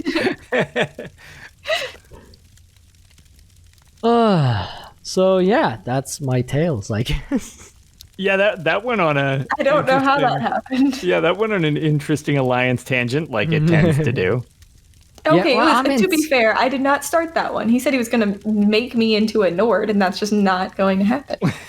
I mean, you already did create a Nord. And she's in the Dominion, so it doesn't even count. It's one How step about we at just a go time. with slowed master race? Everybody down with that? Oh, no, they're so ugly. No? Nobody pro slowed? All right, fine. Honestly, due to my size, if I was in Tamriel, like that whole thing was real, I would end up being a Bosmer. Let's just be Yes, correct. So I don't even Bosmer get to are be a fine. high elf. I play a high elf to make myself feel tall. Bosmer are my favorite elves if we are not counting orcs as elves. I think if you counted an orc as an elf, they would kill you. So Well, I mean, they are they are mer. yeah, they are technically, Yeah, they are technically, but they then, hate that. Yeah, well, it's the same way. It's like you've got the Bretons that are like half mer, so it's like, where do they fall on the spectrum? I do like Bretons. I play Bretons in both Elder Scrolls Online and Skyrim pretty frequently. I like High King Emeric. That's about it. He's the only one fit to be the Emperor of Tamriel. The others, Iran is just too naive. She'll let Akaviri just invade the next chance, and she'll be like, yeah, open the borders. This is cultural exchange with Akaviri. Let's open the borders. Next thing we know, some, like, ninja monkey people are taking over Tamriel from Akaviri because there's some weird shit going on there. And Yorn You're gonna Skull like King, what I have he to doesn't say. even want to be king or emperor. He's just like, whoops, I'm somehow king. I don't want to be a king. Oops, I fell on this throne, and oh no, now there's a crown on my head. And So I then is will like, say, you're gonna like fall over, but I think Svanna would be pretty cool. I know she's like not in the running for Empress or whatever, but I like Svanna a who's lot. Swanna? Western Skyrim. I haven't done the storyline there yet. I don't know. Oops. That's all right. I don't think that would classify as a spoiler. The fact hope that not. she exists. This character is alive. Spoiler. I like Svanna. I think she would be a good ruler. She's a Nord. There you go. That's as far as you get from me. All right, that's good. Clip that too. And now we can just put Pixie is a Nord for the title, and we're all done. I think if we could elect president and vice president of Tamriel, we should have Iren as president with Nope. Svanna as vice. They are both good No. at seeking outside advice from others whenever they don't know something. And that should be a key thing from a leader.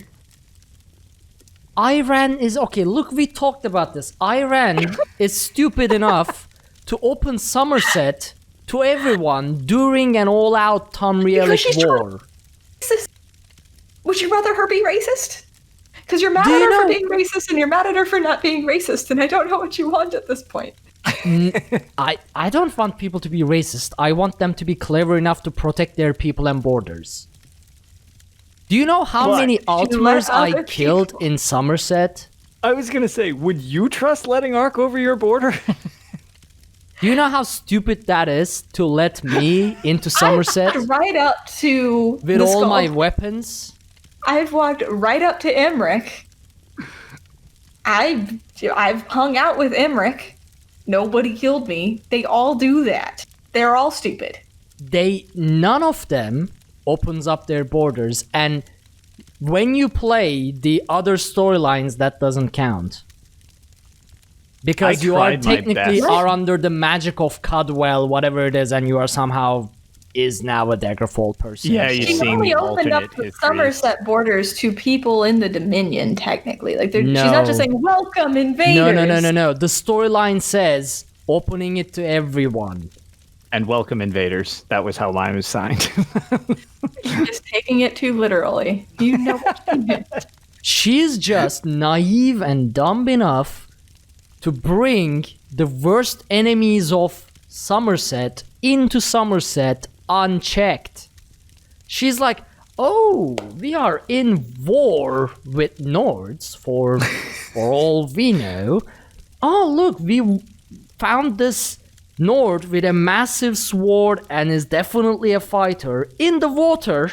Let's bring up to the queen. Again, the magic that you mentioned yourself that everyone falls for also works. So we cannot use the player character as an example. No, but Somerset expansion is not part of Cudwell Silver or Gold, so it doesn't count. You actually do it within your actual alliance. So I waltzed right into Western Skyrim. Yeah, and Western Skyrim is not part of the Pact. They are not running to be the Emperor. They are not in the Three Banners War, so... Got it. Well, High Elves are. I can't say anything. I know. The best part is you can't say anything too because it would be a spoiler for the thing. Let's just agree with Pixie on this one. Let's just agree with Pixie.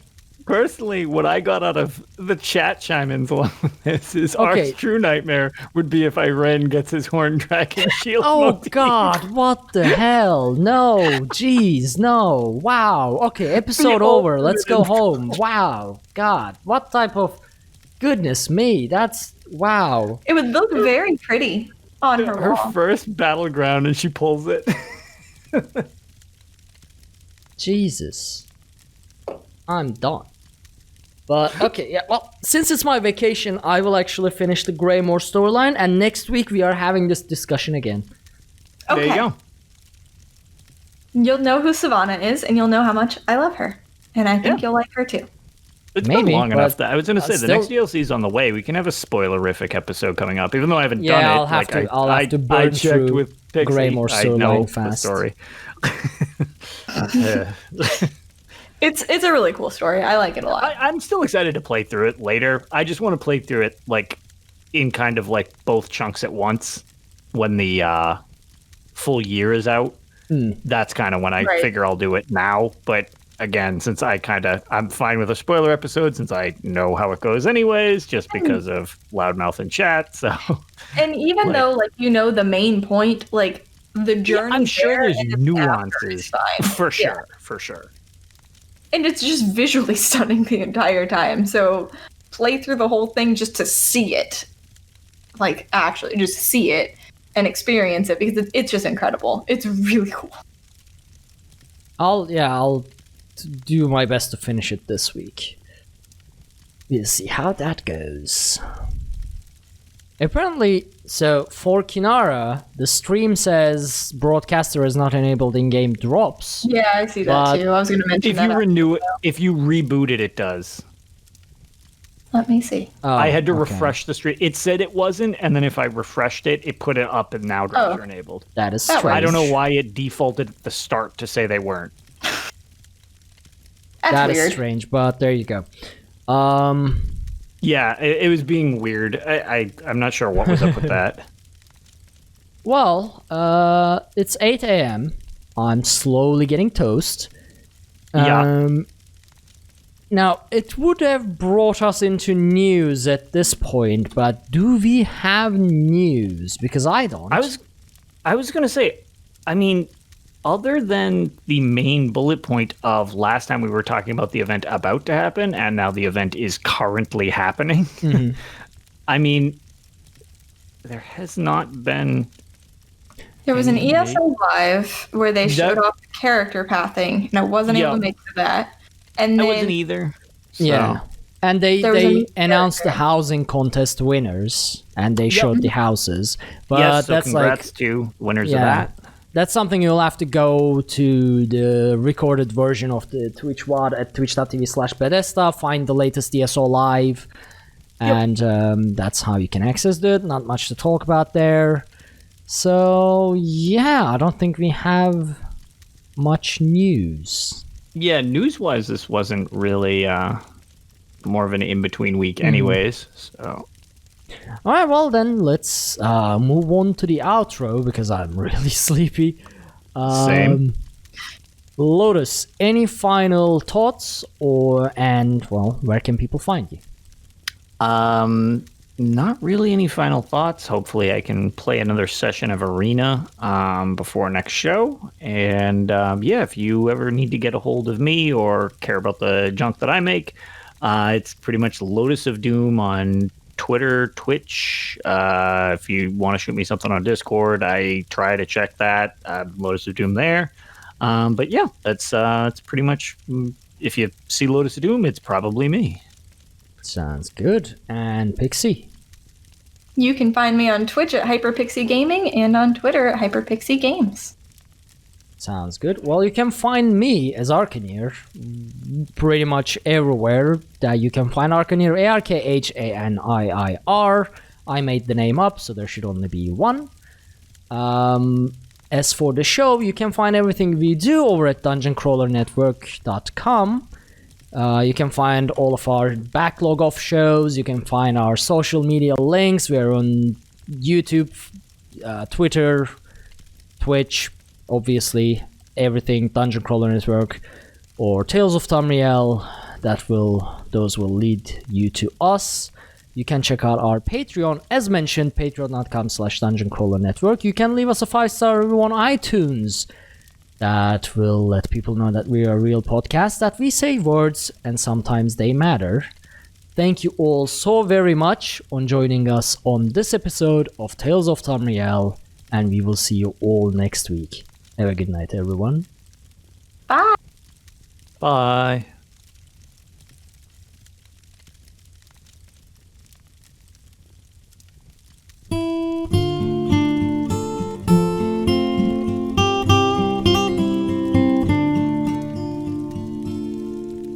When Akatosh slew Lorcan, he ripped his heart right out.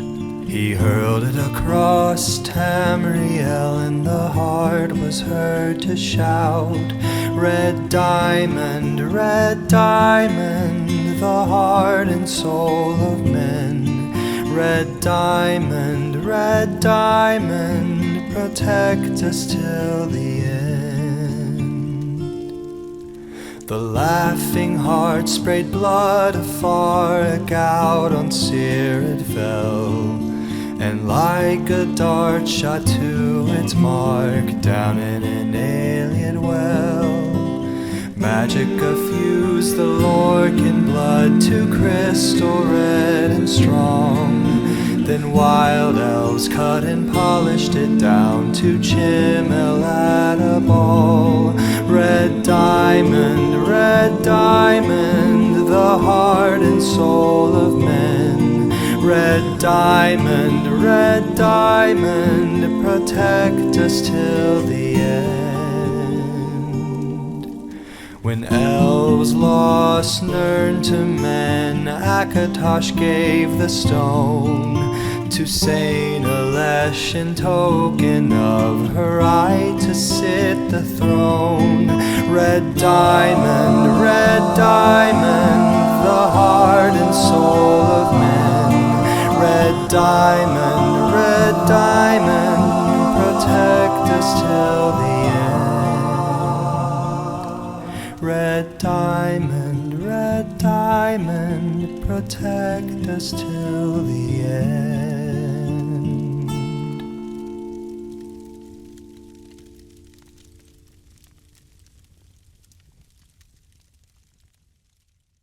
You can now listen to the first 25 minutes of the show as a blooper, unedited. Greetings, weary traveler, come, warm yourself by the fire, and let us regale you with mighty tales, tales of adventure, tales of heroism, and of course, Tales of Tamriel. I am your host, Arkhaniir, back, because apparently it's not a good idea to leave the show, as we have seen last week, and I'm joined It certainly by... is not. And I'm joined by great. our amazing crew, starting with the man, the myth, the legend himself, LotusOfDoom. How's it going, Lotus? I'm doing well. It's good to have the percentage back 2/3 packed and only 1/3 Eldmere Dominion on the show again, though. So It is indeed feels good because last week Yep. it was a shock. I'm Also okay joining operating us. in the disadvantage. Well, you also had Queen A Ren stepping on my head. That was Yeah, unintentional. You just so happened to pop up over there, and I stopped messing with the camera. I was gonna say I made a grievous error last time by having you host everything. Also joining us, as mentioned, our 1/3 Eldmere Dominion, the Giggle Queen herself, the joy of the show, HyperPixie. How's it going, Pixie? Going great. You really threw us a curveball last week with that background, but It was fun. I had to use Fun, a great wrong. amount of willpower to leave that screenshot in the show while I was editing it. See, I even appreciate wore the Somerset shirt today. See, I Man, respect I you, should have worn although I mine. hate this. That's good natured. Well, I mean, this is the That only makes ESO me shirt so I happy. have, so Yeah, I don't was have gonna an say, that's- option. Yeah, is that the one you won? Yes. This is Yeah, from yeah. this is from the giveaway I won. So honestly, it is So just in- Gina to blame for sending me this. In that shirt, they only make it in men's sizes. So I had to get a men's size small, which is like a dress on me. So I've had to like come up with interesting ways to make that work. I don't get the sizes in US. Like I normally here I wear medium. I once got a medium shirt from a US store. It was large, so I can understand how small can be not small. It is also I don't understand, like they put the units in you know the US units, and I'm like, okay, I guess that will fit, and then it just doesn't because I can't convert them properly apparently. It is what it US is. sizes are fake. Yeah. Every single thing I try on fits completely differently, even if they're the same size. So just don't. It's fine. We don't make sense over here. All right, so this week we are gonna try something different and do our tales first and news later.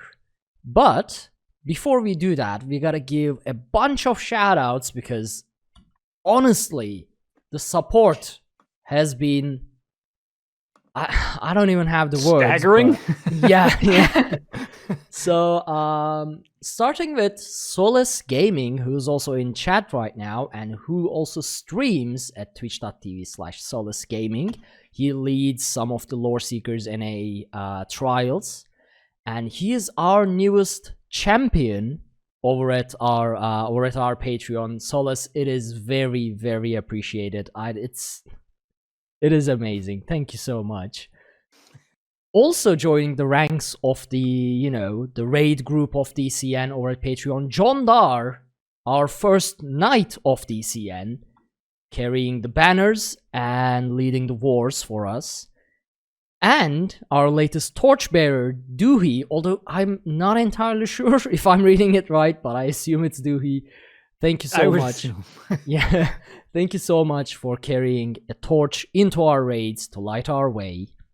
So those are our latest Patreon supporters, and I have to say, I wasn't expecting this much support this fast after relaunching Patreon. And it is we are closing in on me potentially doing all of this full time quicker than I thought. So thank you all so very much. If that happens, it'll be a dream come true, and I'll be able to provide a massive amount of content, hopefully, because I have a backlog of about 200 gigabytes of video I've recorded, mainly from Elder Scrolls Online, that I have to sit down and edit. And I'm on vacation this week, so I'll be able to put out some of those, comb through, and release it on our YouTube. In addition to our Patreon, we have 2 new subscribers over at Twitch. That is Gigi Asuna and Real Kelsar. They've been helping me a lot with Star Citizen, and they also decided to support us on Twitch. So thank you to so very much as well. And I can say these are just the first time supporters. All of you resubscribing who have been, long-term paid patrons over at Patreon, really, really appreciate all of you. It's just, there's so many of you that it is really difficult to just give all of you a shout out. The show would literally be a thank you show at this point already. Yeah, it'll just be like 30 minutes of thank yous and then tales. But do know that we really, really appreciate all of your support, and it'll hopefully go back into the show for even more content and better quality content and things like that. And if you make Art go full time, he just never sleeps again. Exactly. Yeah. Honestly, that is the dream. That is because that is the dream. I give up sleeping. I die on my keyboard doing this. One of my main stress reasons in life is that, one, it's like very heavy insomnia. I can stay awake in bed for hours after 36 hours of being awake. I am capable of that. The problem with having a normal office job is that I have to wake up regardless of how much sleep I got, and I have to try to sleep, which is the most boring thing I do in life. Trying to sleep, that is the most boring thing. But doing your own thing, which is my long-term plan, obviously, I can be like, oh, okay, I can't sleep, so what I'm gonna do, I can get up and stream, I can get up and work on my own project, and then when I actually crash, I don't have to waste hours trying to sleep, which is currently my main stress thing in life. So, yeah. Giving up on sleep is actually my goal. Also, the chat just exploded with, like, speaking of support. Oh my god. So, everyone is now... Solus, what in oblivion? Solus! Oh my. So, holy crap. So, Redbeard Howard, thank you so much for subbing, and then immediately the rest of the chat got subbed. So, for our audio listeners who is not catching this live, sorry if you're not on Twitch, that was a lot. Yeah, Solus just dropped 20 gift subs, and now everyone is part of the dumpster fires. Yep. Welcome, torchbearers. Yeah, we have a massive army of torchbearers. We can just burn the dungeon down at this point. Like, don't even go into the dungeon. Just throw the torches in there. And it's dead, guys. We killed it. Don't worry, everything's dead inside. We went in 3 deeps, apparently. Oh, wait, throw us off deeps. right off the bat. Yeah, I was gonna say that was quite a derailing. And now the chat is full of dumpster Yeah, fires. thank you so much. Also, we did manage to say Dewey correctly, because Duck Scrolls is Dewey. They're in chat. Oh, okay. So they confirmed. Speaking of which, Duck Scrolls, your other account, thank you for subbing. Oh, this is... Wow. This is very difficult so to we do are a on a podcast level with 5 hype train hype going across train. the screen. 107% of a level 5 hype train. We've finished the hype train. Okay. This is... Let's just cry. Happy tears time. This is rough for the audio version. Good lord. Yeah, they'll be like, what is going on exactly here? Yeah, if just people are edit not in like accustomed train to Twitch. noises. Oh my god. What we need to do is we need just the Thomas the Tank Engine mod for Skyrim, and that should just be the video for this portion for the video version. You know how Thomas the Tank Engine has like a circle face? Just imagine that, but Tales of Tamriel logo.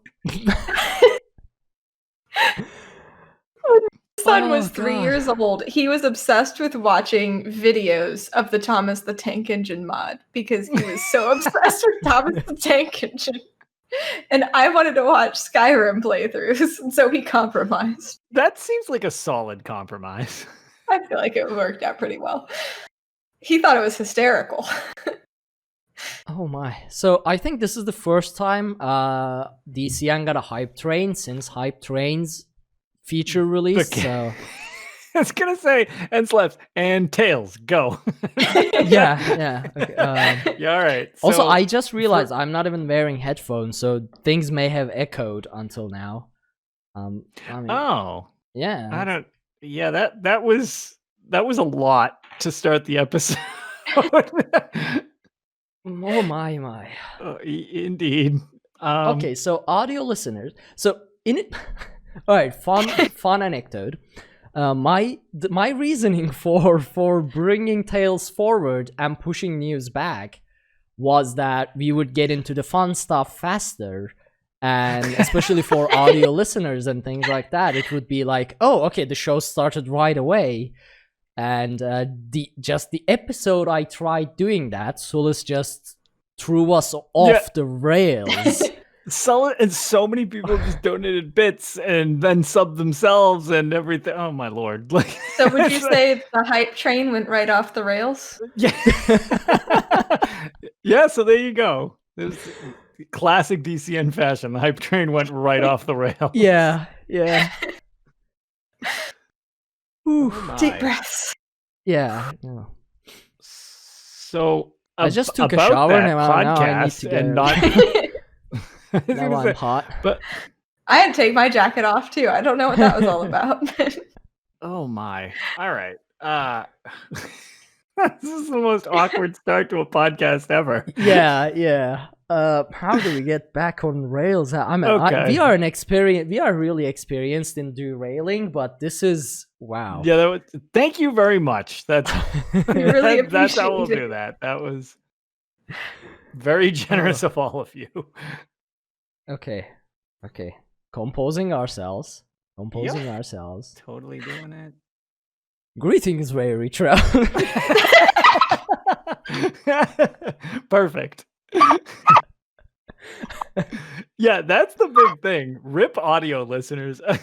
Like, Well, on the bright side for audio listeners, all of the support goes back towards you as well, in the fashion of better shows, more shows, and things like that. So better is a 15 minutes of absolute derailing should be. yeah, I was gonna say we're 20 minutes in and it's just like like maybe you should really actually go in with that, like, greetings weary travelers. It's just like Oh, I actually don't know. Like, this could be our pre-show, honestly. yeah, seriously, like what the front end of this episode is like, and then one of those people who always like puts the timestamp on the stuff where you want to actually get to on videos, and they're like, video starts at 32 minutes. It's like Yeah. Oof. Okay, I'll actually do. Well, I mean, it's gonna be so weird. I don't know. I am lost at the moment. I did not plan for this. It's Yeah. 6:30 a.m. I've been live for like 12 hours today. Oh, so on Twitch, we actually got a train emote, apparently. yeah, I was gonna So- say we unlocked whatever level 5 is stuff, and so. Ooh, okay, Good I'm actually lord. gonna do the intro again, and we'll Yeah, decide let's- later whether if we are gonna leave it in the show and make this a pre-show or what to do. Because Yeah, I 'cause- cannot think right now. because that was like an overwhelming derailment before Yeah, we even got yeah. through anything. All right. Whew. Okay, let's get a 10 show start 2 indeed. Let's get a 10 seconds of silence so I can edit this and we'll begin again. I just keep laughing. Listen, you guys both have contagious laughs, and if you don't want my giggle squeaks, you guys can't laugh. I can't stop.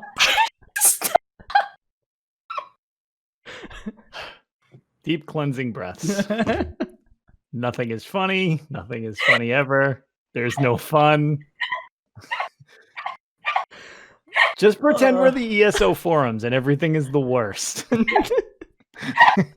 We actually fucking hate the game is what we should just take away from this. That's Oh god, Lego. Lego. Thank you.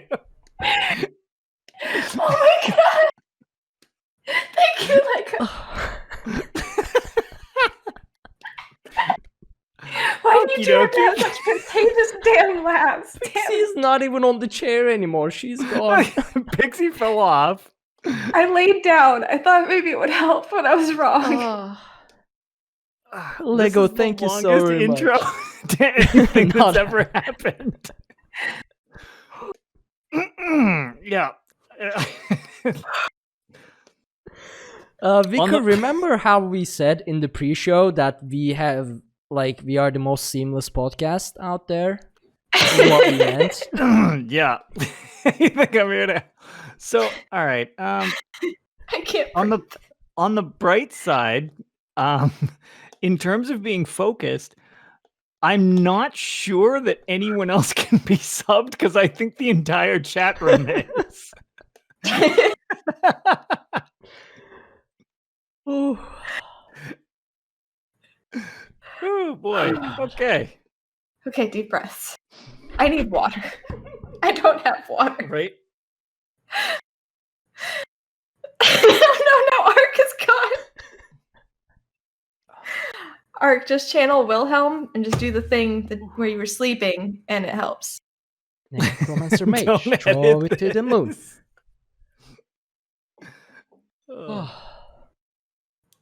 Okay. There we go. All right. Serious time. We've got Yep. this. Serious show.